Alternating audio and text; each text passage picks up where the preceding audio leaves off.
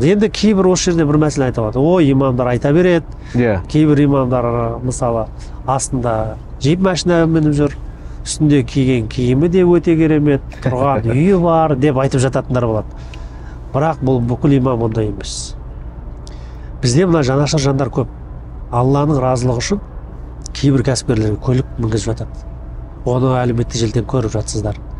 Кейбір имамдарымызға үй беріп жатады жеке өз басына.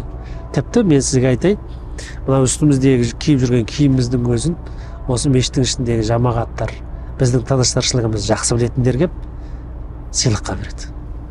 Біздің қолымызда бір дұрыстау сағат тағып жүрсең, ол да сыйлыққа келеді. Үстінде бір шапан киіп жүрсең дұрыс, ол да сыйлыққа келеді. Тіпті мынау киімдеріміздің барлығы, расын айтсам, барлығын қазір теріп айтсам, мынау берді деп айта аламыз.